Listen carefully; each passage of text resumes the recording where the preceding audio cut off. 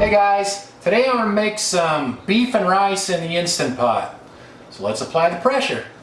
This one's pretty simple, just some beef, some rice, and some frozen mixed vegetables. I'm just going to season it with some salt, some Johnny's seasoned pepper. I'm just using about a pound of beef stew meat for this. So I'm going to cut it up into a little bit smaller pieces. That looks pretty good. I just cut each one of those pieces of stew meat into quarters, so they're about a quarter of the size. I like them a little bit better that way. And just sprinkle on a little kosher salt and some Johnny's seasoned pepper. Besides pepper, this has sugar, red and green bell pepper, garlic, and onion in it. So we'll season it with a bit of that. And I'm just going to kind of mix it up with my hand here. Alright. Wash my hand off real quick here. You could brown that if you wanted to, but I found if I just put the meat right on the bottom of the pot, it kind of browns some as it cooks and it kind of saves a step. So I've done it both ways and I like it just as well this way. So that's up to you. So now I'm going to add the rice, and I've been playing around with the rice to water ratios quite a bit, and I've found that just 1-to-1 ratio seems to turn out the best. So if I do 2 cups of rice like I did here, I'm going to add 2 cups of water. This bag actually says add 1.5 cups of water, but I've found that it comes out kind of more gummy that way. So in the Instant Pot, I think with rice, just a 1-to-1 ratio is the best, in my opinion anyway. Some of my earlier videos I used more water, and I think the rice comes out gummier that way. Alright, now all I have to do is pour a little bit of these mixed vegetables on top. And if you don't like vegetables, you could leave these out.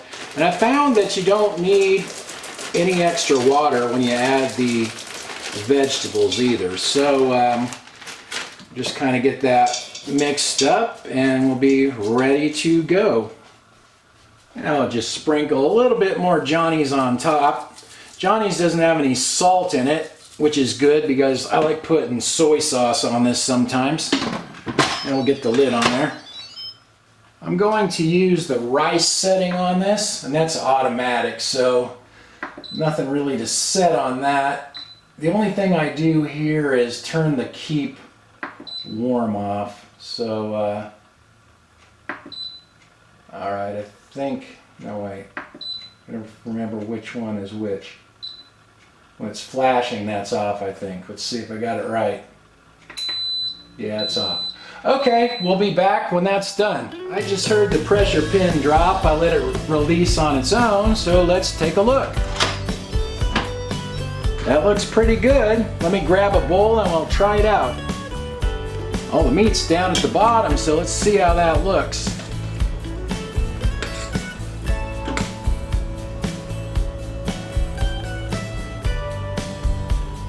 See how the meat browned? Because it's right on the bottom of the pan. The bottom of the pot gets pretty hot, so the meat's still browned. I may cut a lot of corners, but I know how to cook okay.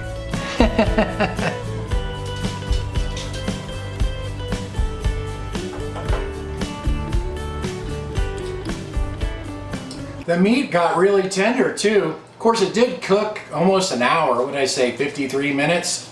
But it does get tender on the rice setting like that, but it's going to take about an hour to cook, but it did turn out really good.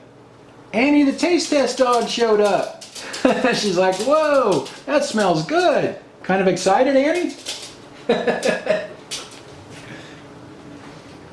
She liked that one, I think. I make that as a side dish a lot when I'm grilling meat too. Just put it in there, just the rice and the veggies, and just cook it, and then when my meat is done off the grill, that's all ready to go. So it works good for that as well. Thanks for watching, you guys, and I'll talk to you next time.